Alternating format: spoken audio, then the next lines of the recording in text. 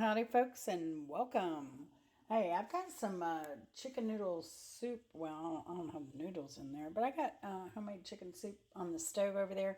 But I felt like some really comforting, savory bread to go with that.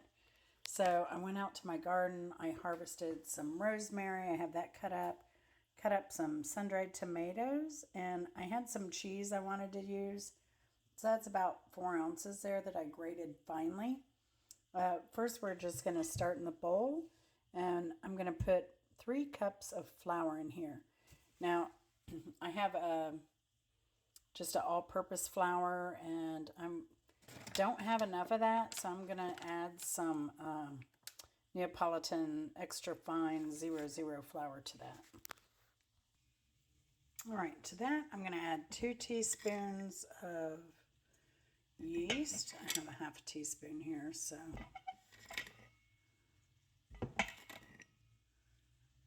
one to go on. This recipe is pretty easy, pretty forgiving. I'm going to add salt to this because bread needs salt. I'm going to add 1.5 teaspoons off camera because I'm afraid I'll dump the whole thing in here and set my tripod up. BRB. All right, we're going to give that a stir. So I feel like it needs a little sugar. I don't know though. We got some really good stuff over here. So give that a really good stir. All right, and now we're going to add the liquid. This is 1.5 cups of just lukewarm water. And I'm not putting sugar in this because the sun-dried tomato is there. It's going to be a very wet dough. Should be. I'm going to go ahead and add this in now. Oops. I don't need the whole stem. Do we? I don't think so.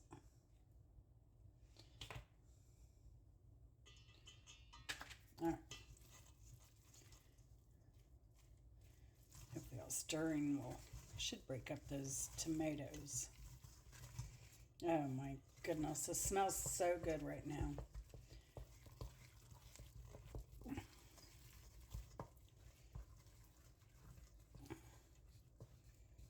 Maybe more sticky because of that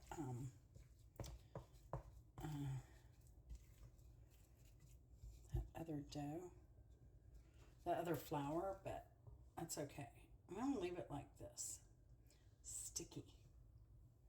All right, and we're going to cover this, and we're going to let this rise in a room temperature at like, I don't know, an hour and a half.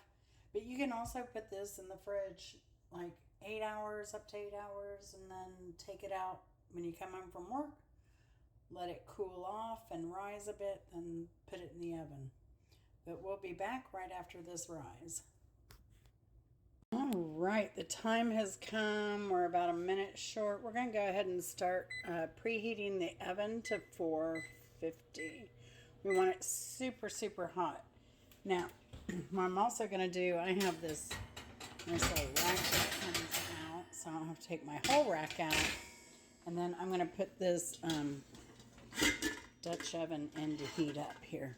Because we want that super duper hot when we drop that bread in.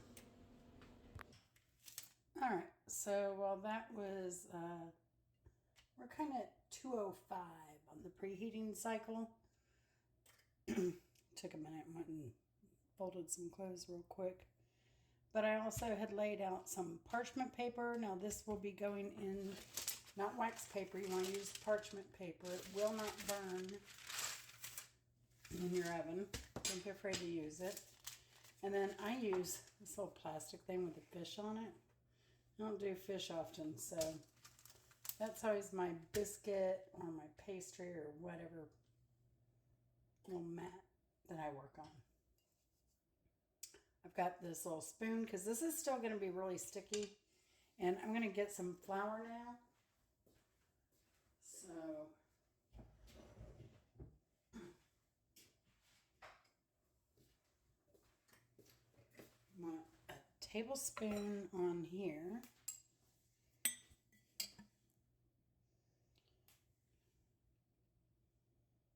Because it's going to be sticky. And we're going to reserve a portion of that to the side. I'm going to move this out of the way too. This is my soup.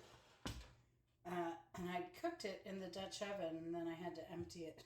So I've already got my freezer portion and my dinner portion out on that to free up my Dutch oven to cook this in. I have a big stock pot, but I don't know that that would give the desired effect as well, because the purpose of the Dutch oven cooking is the steam. Now you can do it without the Dutch oven on just a cookie sheet with parchment, but you're going to want to put some water in the oven. That'll give it a nice, beautiful, crisp crust. So, hold on, let's look at our dough. First look is looking beautiful. Look at that. Oh, yeah. So we're just going to coax it out of here. Now the steaming will also help it rise. Because we're going to cover this. This doesn't have to be perfect.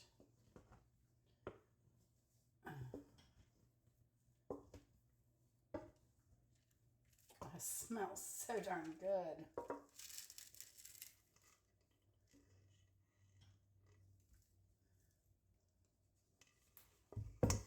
I want so much of this. So you know what I do to clean my bowls. So I just take a little bit of flour. Oops. I'll need some more of this in a minute. But I'm just going to take, this is a no-knead bread. So, but if you put flour in your bowl and then swish it around, you can get all that dough out without messing up your sink and plumbing so much. So I'm going to just sprinkle a little bit of this on here. This reserved flour. All right. So we're going to take this. See how well this works. Usually, I've not done the Dutch oven, admittedly. I've only done the rustic style where you just basically plop it down like this and let it, with the water, and let it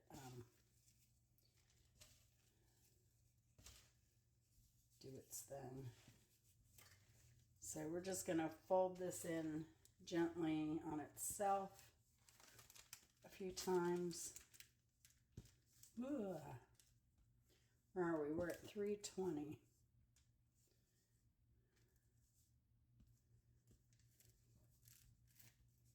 We're at 320. So we're going to flip this over actually. Woo! Flour everywhere. Don't do that. All right. We stuck anyway. Oh well. That's all right. We'll get some of that dough. And this is, like I said, this is very forgiving.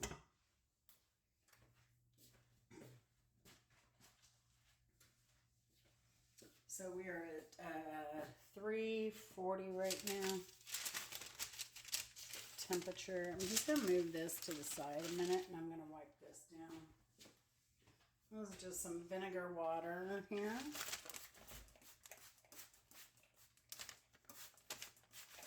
Majority of my dust up now. I hope everyone's having a good day. Ooh, I need to take some good butter out too. I got some Tillamook on sale during the holiday. I reserve that for stuff like this, where you really want a really nice butter. flavor. So that's what we'll be buttering this with today. Now we're going to cook this at 450 for 30 minutes with the lid on. And then after 30 minutes, we're going to take that lid off and we're going to let it cook another 15 minutes. Then we'll take it out of that, put it on a rack to cool. And once it's cooled on the rack, then we can eat it. But fair warning, I know it's so tempting to eat the bread hot, but don't. You're going to want to let it, cool down because that center of the bread is still baking, still finishing off. So we're getting closer. I'll come back when we're at 450. All right, we are almost there. Almost. Let's see if this won't give us a nice little design here.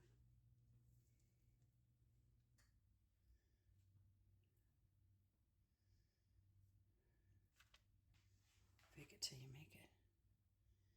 All right. See if you will. It's over here too. Oh well. That didn't work so well. You really do need the razor. All right, here we go. But the more texture you have, the more crunchy your bread will be too. Here we go. Lid off. It's nice and hot. Take this up by the four corners. Pop it down in there. And I knew I was going to do that. Ouch. All right. Don't do what I did. I do that all the time because I usually cook on the stovetop with this. All right, 30 minutes and we'll be back. All right, our 30 minutes is up. Let's see what we've got. All right, now we have to take the lid off. It smells amazing. And we're going to put it back in for 15 minutes. To get all nice and crusty. All right. 15. Here we go. It's a final countdown. BRB. All right.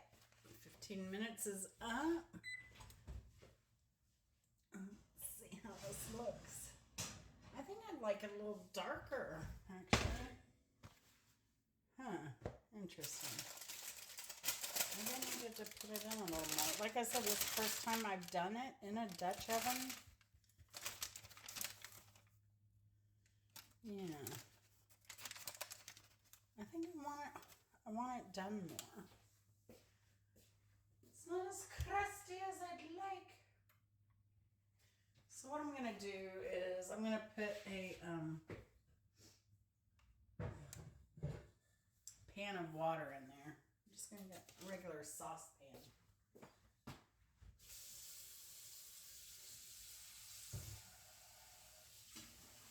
Go ahead and should be kind of steamy, so I'm going to get some hot water. I'm just going to put it in without the parchment. Or with the parchment. I don't know. Ooh, it's hot. I think without the parchment. I want it crusty. Alright, we'll be back. I'm heating up this water real quick. And we'll be back in a minute. Alright, I got my water hot. It's in the oven. I put it on the bottom rack.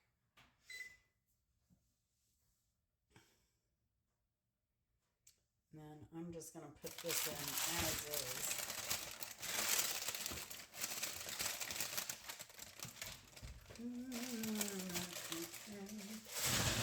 Every oven's different. So I'm going to guess it needs maybe, we'll try 10 minutes. See how I get there. All right, So we're on the second 10-minute mark. Oh, that looks, I think, a little bit better. I'm just using the rack out of my oven to cool it. It has little legs on it. Oh yeah, that looks a little better. I love it. Okay, take this pot out.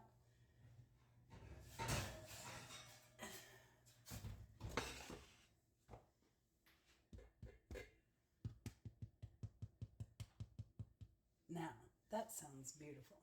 So we're just going to let this cool. It has to cool to finish baking in the center. And we're just going to do that, and then we'll do a taste test later. Y'all take care. All right. It's been a little over 45 minutes that we've allowed this to cool. And it's still warm, luckily. So let me give it a cut. Chris isn't home yet, but I can't wait anymore. It smells so darn good. That's how it looks inside. It has some decent holes still there from the rise. Not too shabby looking. Put some butter on it. It may not even need butter. I should have tasted it plain first. But yeah, here we go. Cheers.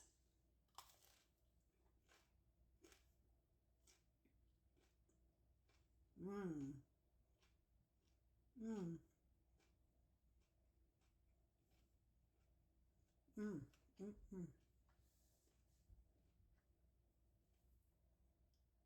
The cheese flavor. Even though it wasn't a lot of cheese, it was a good cheddar. I think it was the Irish cheddar. So it imbued a lot of flavor into this loaf. And then the rosemary and the sun-dried tomato in there. Oh, I'm going to have to watch myself with this loaf. It's so darn good. So y'all take care. Let me know if you try it. And we'll see you later. Oh, and this is nice for Christmas because you have the kind of reddish color of the sun-dried tomato, and then you have the little flecks of green from the rosemary in there. So y'all take care. See you later. Bye.